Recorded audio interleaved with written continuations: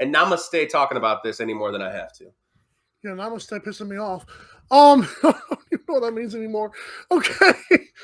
Trayvon Walker went number 1 to Jacksonville.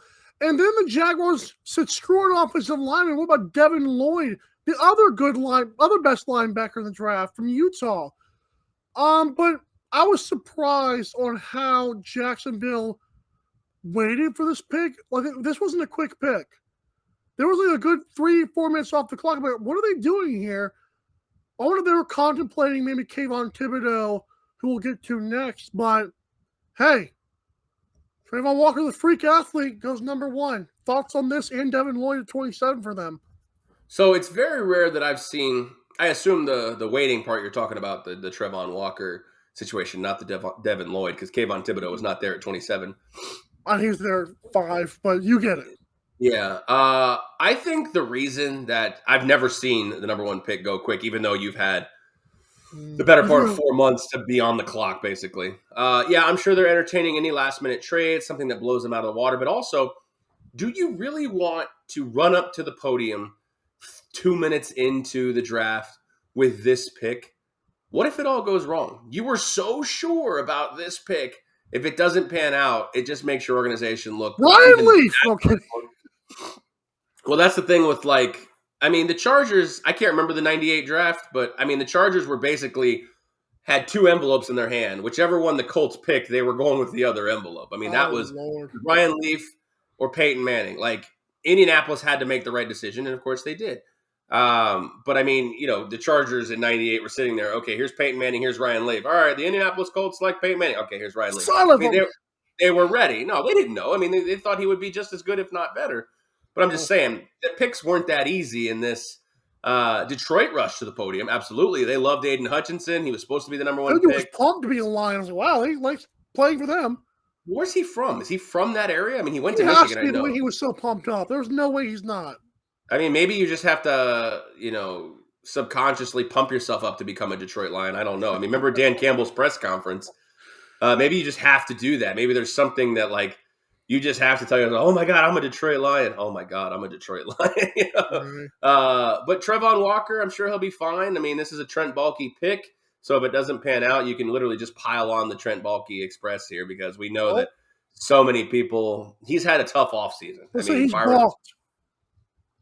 Yeah, no, that was a bad pun. But I get what you're saying.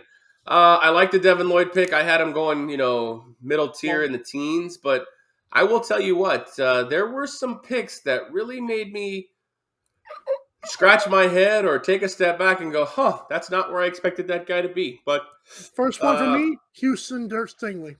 Yeah, well, that was where I was kind of going with that. Houston with Derek Stingley, I thought they would really address. Now, I know they eventually got a guard in Kenyon Green, who I also thought was going to be late first round, maybe second round. Yeah. But to be able to take a bookend tackle to help Davis Mills, and you let Ickey, Ekwonu, Evan Neal, and Charles Cross just go right by you. I've got to. I've got a thumbs down that one. I'm glad Deshaun Watson's out of there. Is what I'm going to say about that.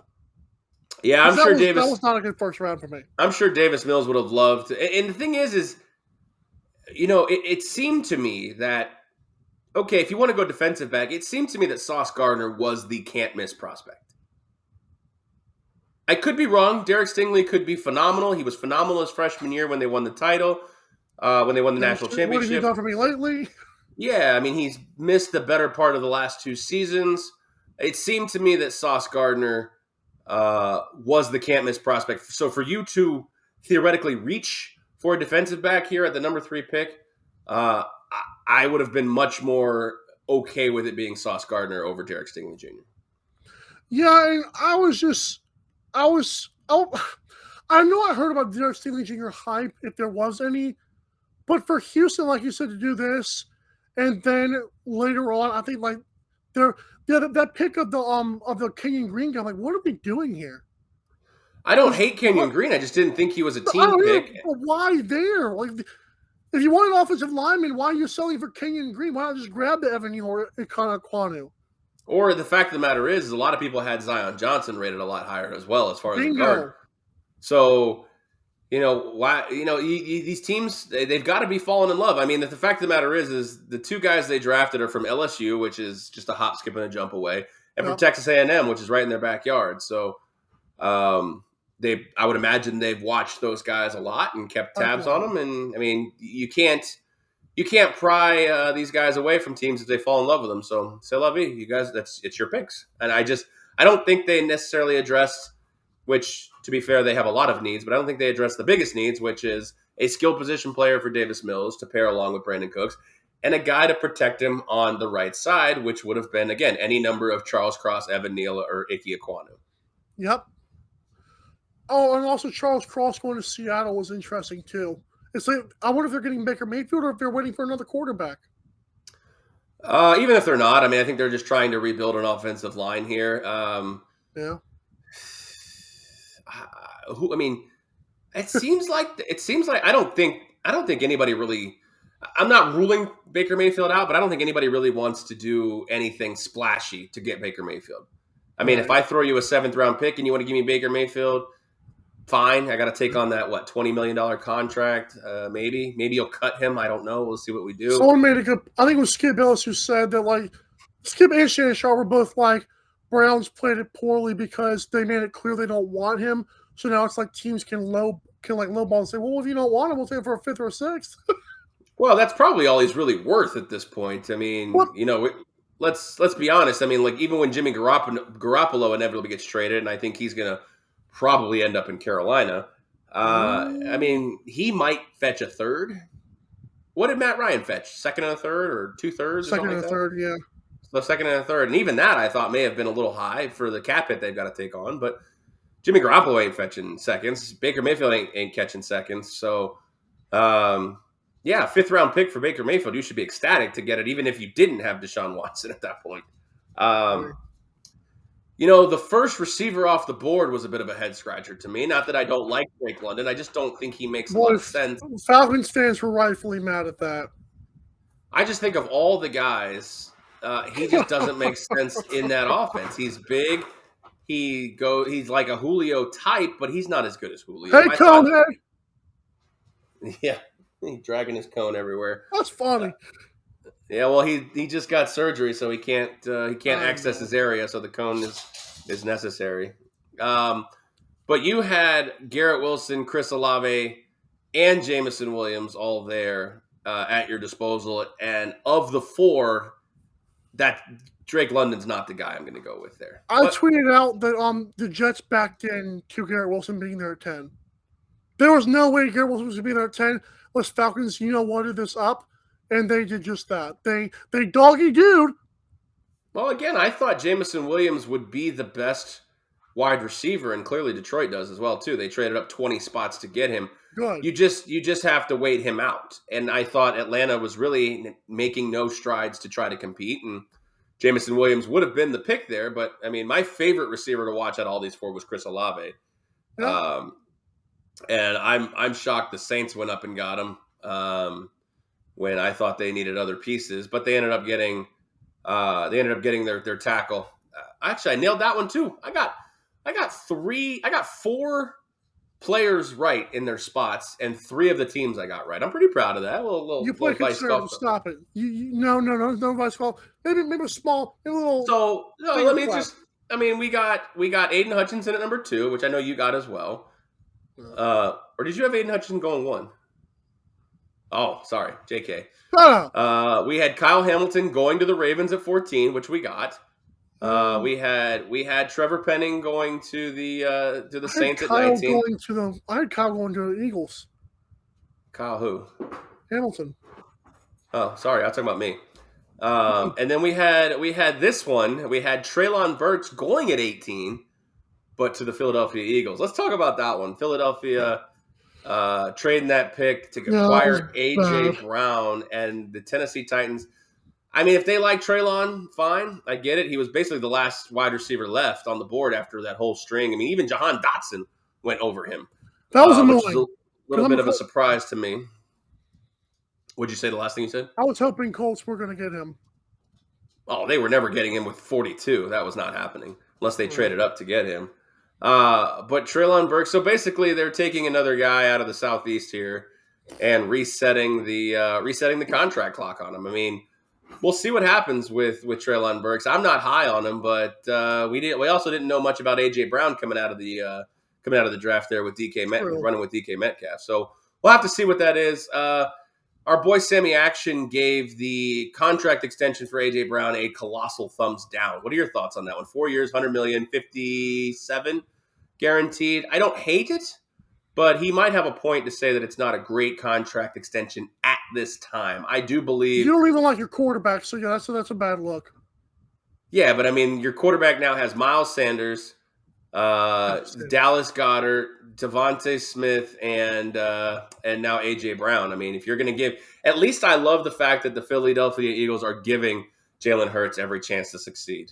There's a big sports dance in Philly Pete show right now. Yeah, I mean, I got to imagine they're happy getting AJ Brown for the 18th. You read the chat last night? They were ecstatic. Let's go. No, I after I got off of work, I went straight to bed so I could come home and get some sleep and be rested and fresh for your show, sir. Wow, my show. That's good. Speaking of my show, how about this New York State of Mind? My New York Giants, my third favorite team, actually, behind the Falcons and Colts. This is true. Actually, even before Daniel Jones, when Daniel Jones, I was like, oh, sweet. Anyways, but Jets got Sauce Gardner. Oh, good Lord. I'm not a fan of that one either. What? Well, no, I like because they backed into Garrett Wilson. And then they got Jermaine Johnson. That was a pretty good first round. I thought Giants nailed it, though.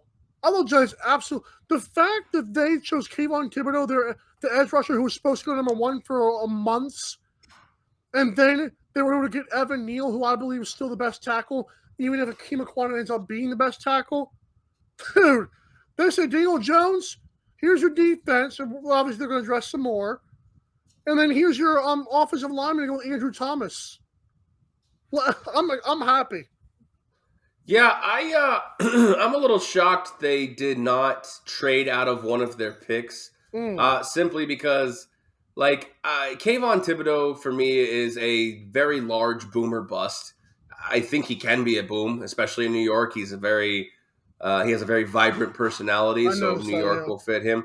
But if he doesn't pan out, I think they are going to have some big problems with that, especially at number 5. Evan Neal, I think.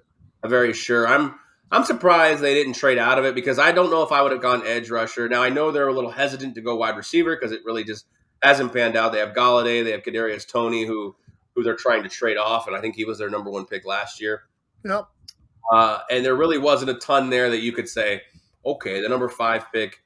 I mean, if Sauce Gardner was there, I would have said absolutely 100%. But I like the Evan Neal pick, but I probably would have traded out of one of those picks to try to get myself another offensive lineman. I mean, if I could trade back down to somewhere in the teens, grab a Zion Johnson type player, grab a guard. I have Andrew Thomas, I have Evan Neal, and I have Zion Johnson on that. Daniel Jones should be standing up for 15, 20 seconds in the box.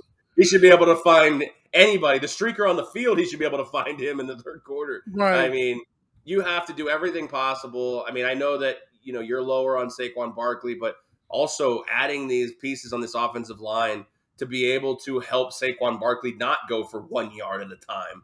That's my point. I'm high on Saquon's abilities when it comes to that, but if he don't have an offensive line, this dude's ain't about to dance his way through it.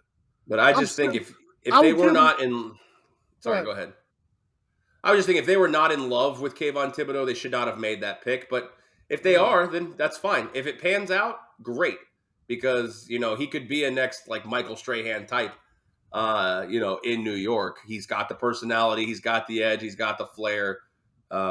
So if they love Kayvon Thibodeau, good pick. If they didn't love Kayvon Thibodeau, I thought they could trade out or even reach and get another offensive lineman. I don't think that was the right play, but I think in this era of trades, I mean, we didn't get a single trade in the top 10. So clearly nobody wanted to jump into the top 10, but everybody wanted to jump around in the teens. So there were some guys that, because you look at these packages that were placed for, moving up in the draft, they weren't huge. Like I was telling you, they weren't like massive hauls to go get the number 11 pick or the number 12 pick for like Detroit, so Yeah, I again, if you didn't like Kayvon Thibodeau, you should have traded the pick. But if you did like him, then great, love the pick. He reminds me of a head case. I don't know why, and I hate saying Could that. be, I know he it's could be. unfair, but I'll be the first to say he looks like he's full of himself. I'm sorry. It looks Oh, like he if things is. go wrong in 2 years, he's like, I want out of here. Well, if he is, and if he can back it up, absolutely, Right, then right. it's a home run. What about Kenny Pickett? Kenny Oh Pickett's the Lord. only quarterback to go off the Ooh. board in the first round, and it was the hometown Steelers who Give did me a it. break. I didn't even think about this because I didn't think he'd be there, but I love this pick. I Oh love my it. God. I know Trubisky. What about Trubisky? No, screw. Well, first of all, damn Trubisky at this point. You know why? Well, if you're going to take a quarterback at that point, you're telling me Malik Willis does not have a super higher ceiling than Kenny Pickett? No, listen, Kenny Pickett has grown on me because Kenny Pickett was a hard worker. I told you that last show. I feel like Kenny Pickett really, the fact that he worked hard to get to this point shows he might keep working hard, but he ain't nowhere near as talented as Malik Willis. So I think he throws a better ball. I think he Oh can my. run. He can run slightly less. And I told you, Malik Willis was, at times my number 3/4 quarterback in my That's that's fine, but the flashes that he was number one, you can. That's like Josh Allen. We're just gonna pass on Josh Allen because he might or might not be good. Some teams did. I You're mean, gonna the take Kenny Browns did. They took Baker Mayfield instead. This is like Kenny Pickett over Josh Allen. This is what it seems like to me. No, That's what it Josh seems like. Allen. Josh Allen could not throw the football as well coming out of college as he does now. That you're Neither can saying that Malik Malik. Willis. Exactly, but my point is that Josh Allen was a little bit more polished than Malik Willis is. I don't love Malik Willis. So if you're taking this pick based solely on potential, could go wrong for you. I I like the know Kenny. I like the Kenny Pickett pick. it's only because it was Pittsburgh. If this guy went to freaking Oregon, everyone would hate him. Everyone would hate him. Not He necessarily. I went to mean, Pittsburgh. Oh, fantastic. Good. I thought he Good was going luck to with go that. 6 to Carolina. I was really shocked Carolina didn't want him, but that's fine. I'm not. I I believe the Sam Darnold hype. That Matt Rule still, they believe with the healthy Christian McCaffrey. Who knows? I mean, as we continue on here with all these teams shoring up their quarterbacks, just where's Jimmy Garoppolo going to go? It wouldn't shock me now at this point if the 49ers traded him to Seattle. Oh, wow. They're like, here, you take him. Or the I fact think that they Seattle may would just do that. I think 49ers would laugh in their face afterwards. quite possibly, but he's better than Drew Lock, so I mean they may I have know. to kick the tires on it.